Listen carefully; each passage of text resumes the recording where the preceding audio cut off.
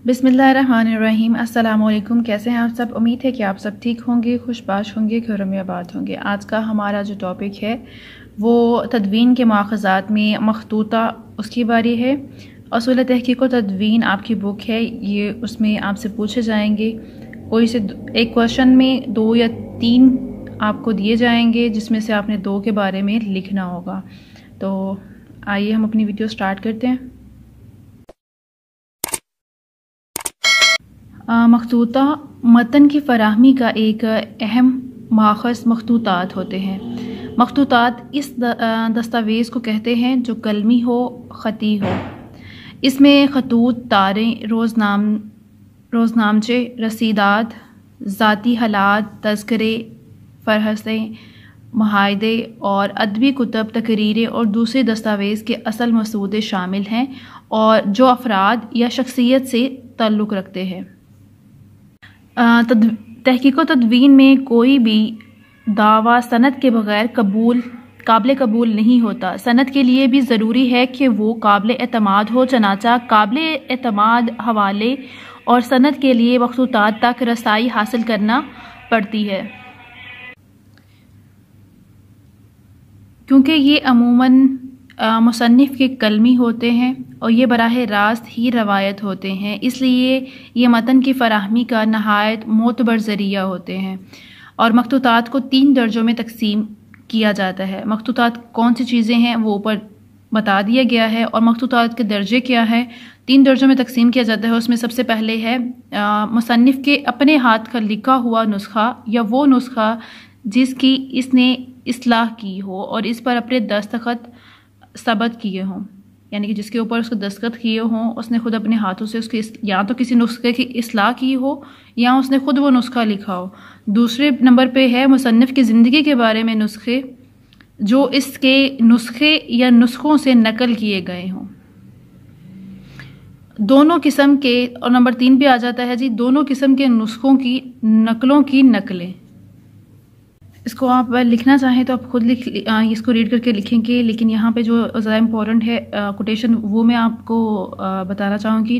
Doctor Gyanchand Jain जो हैं वो कहते हैं कि बहुत कम कुतब खाने दूसरे कुतब खानों को अपने मखतूतात मुस्तार लेने देते हैं, ठीक है, उनसे मदद लेने देते हैं। असल मखतूता ना मिलने की सूरत में इसका अक्स हासिल करना चाहिए, यानी कि अगर कोई मखतूता आपको प्रोवाइड नहीं कर रहा है, सिर्फ आपको देखने की इजाज़त है, तो आप उसको नकल कर लें। मगरबी लाइब्रेरियाँ बआसानी अक्स फराहम कर देती हैं, लेकिन हिंदुस्तानी कुतब खानों से अक्स लेना कार दाद है और बाज़ कुतब खाने मसलन सलार जंग लाइब्रेरी हैदराबाद अक्स लेने की इजाज़त भी नहीं देती। चंद मखतूतात निजी मालकियत में होते हैं और इनमें से बाज़ तो ज़ाती तल्लुकात के तफ़ैल हासिल हो सकते हैं, बेशतर सूरत में नहीं मिल सकते। खलीक अंजुम मतनी तनकीद में लिखते हैं कि एक जागीरदार ख़ानदान के फ़र्द इनके दोस्त थे। इनके पास कुलियात सौदा का एक नुस्खा था, वो दिखाने में टाल मटोल करते रहे। ज़्यादा तकाजा करने पर वो एक कोठरी में से एक बोरी लाए और इनमें से कई नुस्खे उलट दिए। इनमें कुलियात सौदा का नुस्खा भी था। उन्होंने इसे साथ ले जाने की इजाज़त ना दी क्योंकि ये इनके बुज़ुर्गों की निशानी थी। आखिर खलीक साहब को वहाँ 3-4 दिन ठहर कर इस्तिफ़ादा करना पड़ा। बाद में इन साहब ने मखतूतात को बोरी में वापस भर कर रख दिया। ये असहाब इल्म के दफीने के सांप है और इससे भी बदसूरत वो है जबकि मालिक ये बताने को भी तैयार नहीं कि इसके पास मखतूता है कि नहीं। यानी कि ये तो साहिब वो हैं जिनके पास मखतूता था, लेकिन उन्होंने दिखा दिया, वो उसको साथ ले जाने की इजाज़त नहीं दे रहे। और कुछ सहाब ऐसे भी हैं जिनके पास मखतूतात होते हैं लेकिन वो बताते भी नहीं हैं कि उनके पास हैं। अगर होता है तो वो दिखाने को तैयार नहीं होते। महमूद आबाद के कुतब खाने में कितने बेशबहा नुस्खे हैं, लेकिन डॉक्टर अकबर हैदरी के सिवा वहाँ किसी को بار نہیں مل سکتا، یعنی کہ وہاں پہ کسی اور کو جانے کی اجازت نہیں ہے۔ حیرت ہے کہ ایسی صورتحال باہر کے ملکوں میں بھی نہیں ملتی۔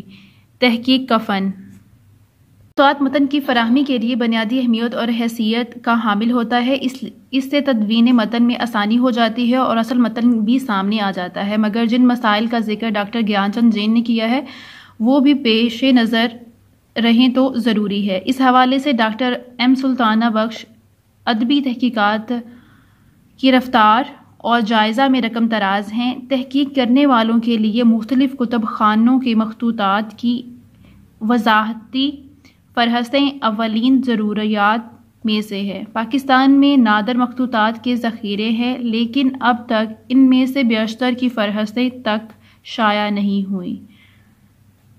اردو میں اصول تحقیق باہر کی کنٹریز جو ہوتی ہیں اس میں آپ کو اگر کسی چیز کے بارے میں آپ تحقیق کرنا چاہتے ہیں تو آپ کو ایک لسٹ مل جاتی ہے کہ اس سے ریلیٹڈ بکس کا اور کن لائبریری کا آپ وزٹ کر سکتے ہیں، لیکن وہ یہی کہہ رہی ہیں کہ ہمارے یہاں ایسی فہرستیں جو ہے وہ شائع نہیں کی گئی ہیں، نہ ان کے بارے میں کچھ نالج ملتا ہے۔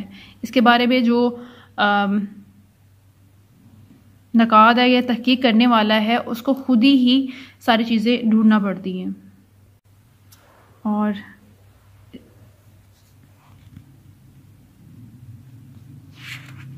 اس کو آپ خود سے ریڈ کریں گے۔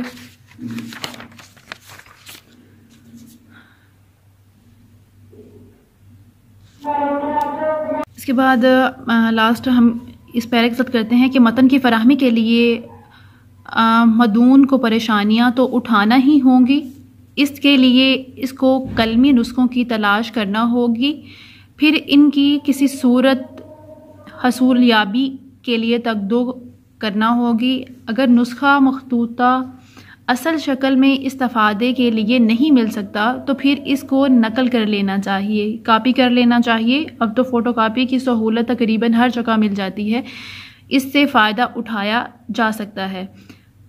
موضوع سے متعلق متن کی فراہمی کے لیے جس قدر نسخوں کو گھنگالنا چاہیے۔ اپنا بہت خیال رکھیے گا، دعا میں یاد رکھیے گا۔ فی امان اللہ۔